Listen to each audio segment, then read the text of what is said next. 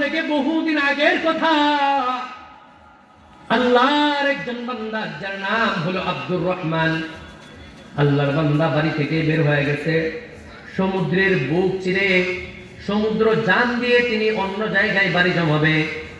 এই জন্য আল্লাহর বান্দা সমুদ্রের যানবাহন লঞ্চের মধ্যে চড়ে পড়ছে। লঞ্চটা সমুদ্রের বুক চিরে চলতেছে, আর কিছুক্ষণ পর লঞ্চটা গিয়ে নদীর কিনারে থেকে যাবে। লঞ্চের মধ্যে হাজারো হাজার বনি আদমের ভিড়, সবার মুখে আনন্দের ছাপ, সবাই আনন্দে আত্মহারা। লম্বা পথ পাড়ি দিয়া আল্লাহর বান্দারা কিছুক্ষণের মধ্যে আপন গন্তব্যে পৌঁছে যাবে। এমন মুহূর্তে আল্লাহর বান্দা সমস্ত মানুষগুলার মুখে হাস্যোজ্জ্বল চেহারা। কিছুক্ষণ পর সমুদ্রের মধ্যে উত্তাল তরঙ্গমালা শুরু হয়ে গেছে। ঢেউয়ের তালে তালে লঞ্চটা হেলতেছে আর দুলতেছে। লঞ্চের ক্যাপ্টেন যিনি লঞ্চ পরিচালনা করেন, সমস্ত শক্তি বিনিয়োগ করার পরেও লঞ্চটাকে যখন তিনি স্থির করতে পারলেন না, লঞ্চটা পানিতে ডুবে যাবে যাবে ভাব। হাস্যোজ্জ্বল চেহারার সমস্ত মানুষগুলা সমুদ্রের মধ্যে কান্নাকাটি শুরু করে দিয়েছে। আর ওই আরশের মালিক আল্লাহরে ডাক দেয়া বলতেছে, ওগো আল্লাহ, তুমি ছাড়া এই মুহূর্তে আমাদেরকে বাঁচাবে এমন কোন মানুষ দুনিয়ায় নাই। ও মালিক, তুমি আমাদের জীবনটা ভিক্ষা দাও, সমুদ্রকে শান্ত করে আমাদেরকে গন্তব্যে পৌঁছার ব্যবস্থা করে দাও। বড় আশ্চর্যের বিষয়, সমস্ত বনি আদম কান্নাকাটি করতেছে আর রোনাজারি করতেছে, কিন্তু আল্লাহর বান্দা ছোট্ট একজন মানুষ, তার চেহারার মধ্যে ভয়ের কোনো ছাপ দেখা যায় না। তিনি তার হাস্যোজ্জ্বল চেহারা নিয়ে সমুদ্রের উত্তাল তরঙ্গমালার তালে তালে লঞ্চ চলতেছে আর চলতেছে। আল্লাহর বান্দা নির্বিঘ্নে নির্ভয়ে লঞ্চের মধ্যে বসে আছে। কিছুক্ষণ পর সমুদ্রের উত্তাল তরঙ্গমালার ঢেউয়ের তালে তালে লঞ্চটা ঠিক থাকতে পারল না, খণ্ড বিখণ্ড হয়ে সমুদ্রের মধ্যে লঞ্চটা তলায় গেল। সমস্ত মানুষগুলা পানি খাইতে খাইতে মুহূর্তের মধ্যেই দুনিয়া থেকে বিদায় নিল। আল্লাহর বান্দা ছোট্ট মানুষ লঞ্চ থেকে পড়ে গেছে। কিছুক্ষণ পরে দেখে সমুদ্রের উত্তাল তরঙ্গমালার সঙ্গে একটা কাঠখণ্ড ভেসে আসতেছে। আল্লাহর বান্দা ছোট্ট মানুষ লাফ দিয়া কাঠখণ্ডের উপরে চড়ে শক্ত করে ধরে বসেছে। সমুদ্রের উত্তাল তরঙ্গমালা ঢেউয়ের তালে তালে তাল মিলায়া আল্লাহর বান্দা সমুদ্রের কিনারায় গিয়া যখন পৌঁছেছে, সমুদ্রের পারে ওঠার পরে দেখে এটা মালদ্বীপ। বলেন কোন দ্বীপ? মালদ্বীপ।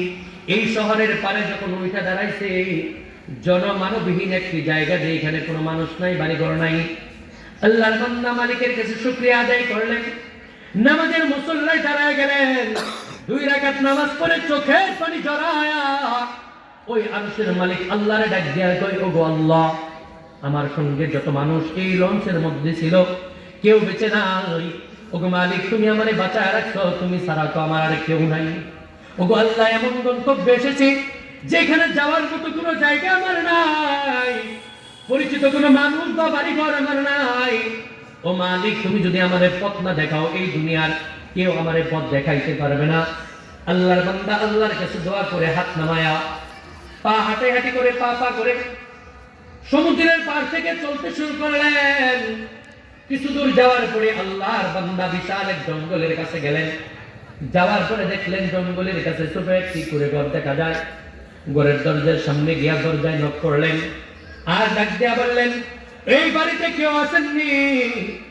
একটু বের হয়ে আসবেন নি, আমি আপনাদের সঙ্গে একটু কথা বলতে চাই। এবার ঘরের ভিতর থেকে একজন বৃদ্ধা মা বের হয়ে আসছে। আসার পর ডাক দিয়া বলতেছো, বাবা তুমি কে, কোত্থেকে এসেছো, তোমার নাম কি, বাড়ি কোথায়? আল্লাহর বান্দা ডাক দিয়া বলে, আমি বহু দূর থেকে এসেছি, আমার পরিচয় দেওয়ার মতো আর কিছুই নাই, এই দুনিয়ার কিছুই এখন আমি আর চিনি না। আপনি যদি মেহেরবানি করে আপনার বাড়িতে একটু থাকার ব্যবস্থা করে দিতেন, তাহলে আমি আপনার বাড়িতে থাইকা 2টা দিন পার করতাম।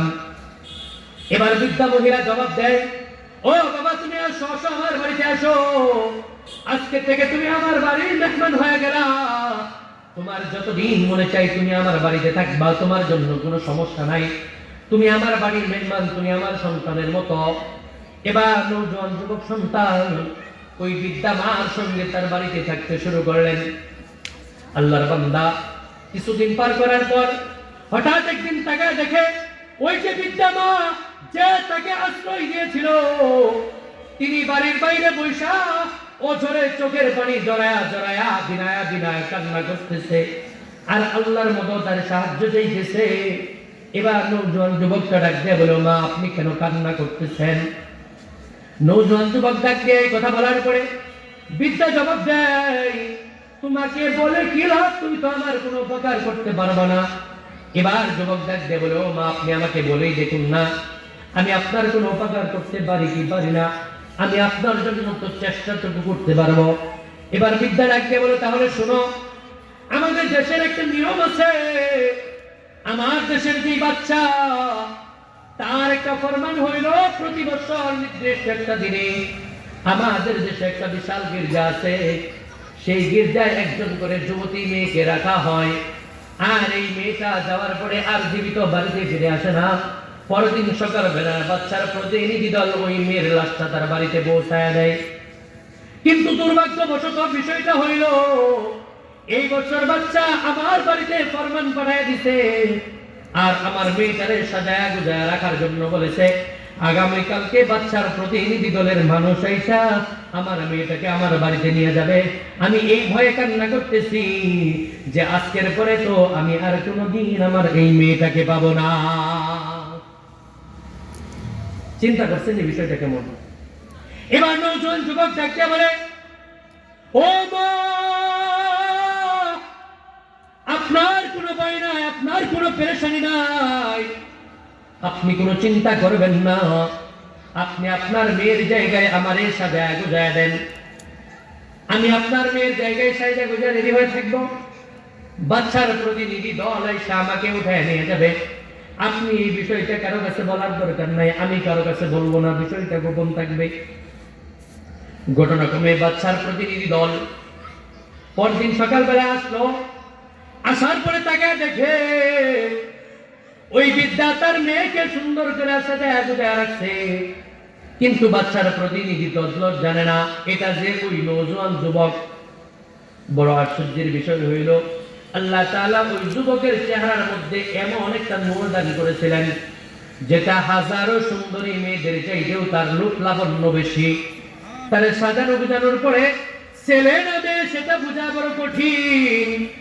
এই জন্য আল্লাহর বান্দি যখন তারে সাজায় রেডি করছে, বাচ্চার প্রতিনিধি দল আইসা বিদ্যা মারে ডাক দেয়া বলতেছে, এই পর্যন্ত যত প্রতিনিধি দল বাচ্চা পাঠাইছে, আমরা যত মানুষের বাড়িতে গিয়েছি, যাওয়ার পরে নজর করে দেখেছি ওই বাড়ির মানুষগুলা অজর হয়ে কান্না করেছে নিজের সন্তান হারানোর বেদনায়।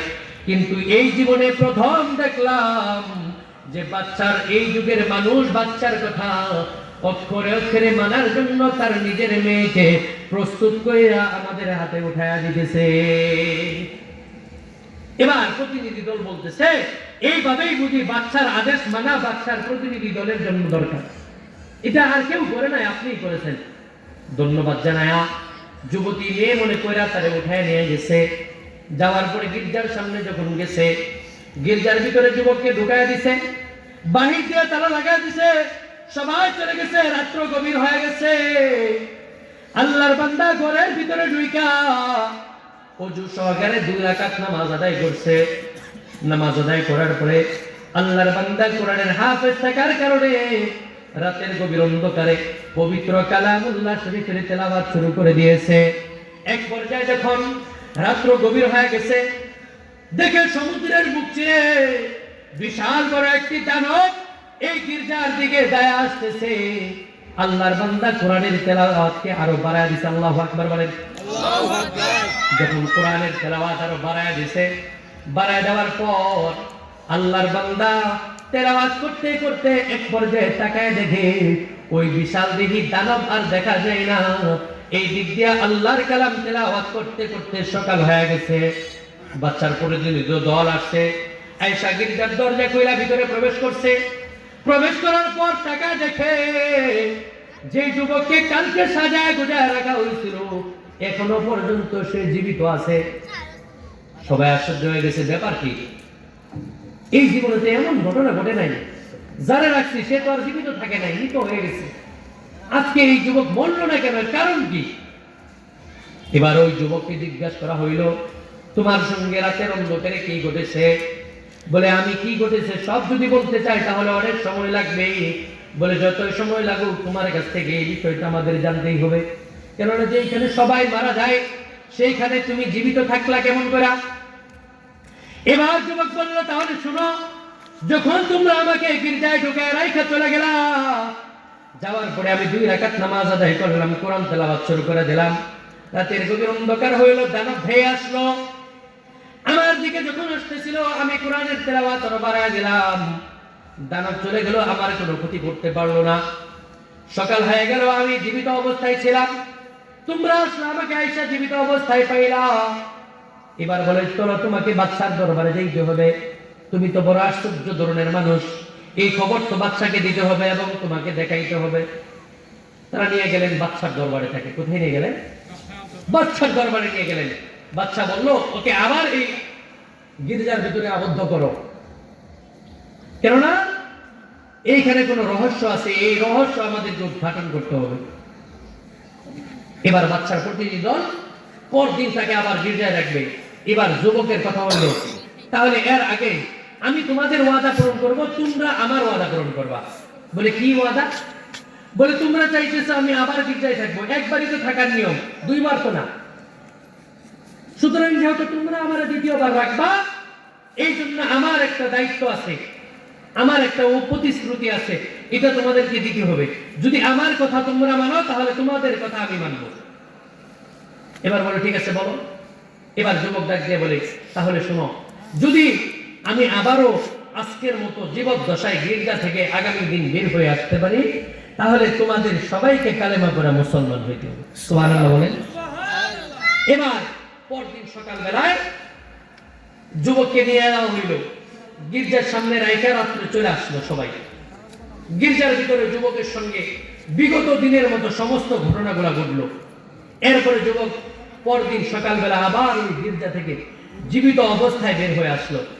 আসার পরে ওই দেশের বাদশা এবং তার প্রতিনিধি দল সহ অসংখ্য মানুষ যুবকের হাতে হাত রাখা কালেমা পড়া মুসলমান হয়। সুবহানাল্লাহ। এই যে কথাটা বললাম, এটা কিসের বরকতে? বলেন কিসের বরকতে? কোরআনের বরকতে। ওই হাফেজ কোরআনের সিনার মধ্যে কোরআন থাকার কারণে কোরআন তেলাওয়াতের মধ্য দিয়া ওই আরশের মালিক আল্লাহ তার বান্দাকে হেফাজত করে নিছে। বলেন সুবহানাল্লাহ। সুবহানাল্লাহ।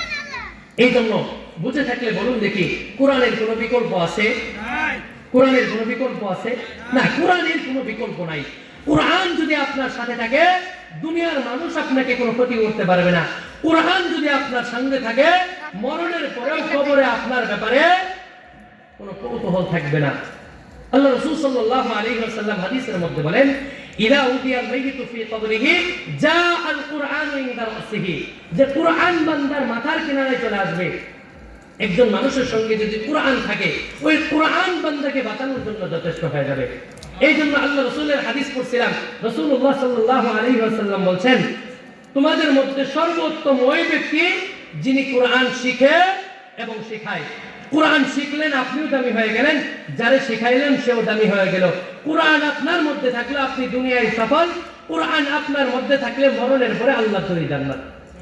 বলেন একজন মানুষ দুনিয়ায় এর চাইতে আর বেশি কি চায়? এই জন্য কোরআনের কোনো বিকল্প নাই। সমাধান চাও যদি জীবনে মরণে, ফিরে যাও খুঁজে নাও চোখ রাখো কোরআনে সমাধান। এই জন্য আপনি যদি সমাধান চান, আপনার জীবনকে যদি সুন্দর করে রাখাতে চান, তাহলে আপনার জন্য সর্বোচ্চ থিওরি, মূল থিওরি রবের দেওয়া আল কোরআন। বলেন কি? আল কোরআন, এর কোনো বিকল্প নাই। এই জন্য আমরা কোরআন মানবো তো ইনশাআল্লাহ, কোরআন অনুযায়ী জীবন করবো তো ইনশাআল্লাহ, নিজে শিখতে পারি না সন্তানকে শেখাবো তো ইনশাআল্লাহ, কোরআন ওয়ালাদেরকে মহব্বত করবো তো ইনশাআল্লাহ। আল্লাহ আপনি আমাদের সবাইকে কোরআন বুঝা, কোরআন মানা, কোরআন অনুযায়ী জীবন ভরার তৌফিক দান করুন। বলেন আমিন। আল্লাহ কোরআন নিয়েই কবরে যাওয়ার তৌফিক দিন। বলেন আমিন। ওয়া আখিরু দাওয়ানা আলহামদুলিল্লাহি রাব্বিল আলামিন। আসসালামু আলাইকুম ওয়া রাহমাতুল্লাহি ওয়া বারাকাতুহু।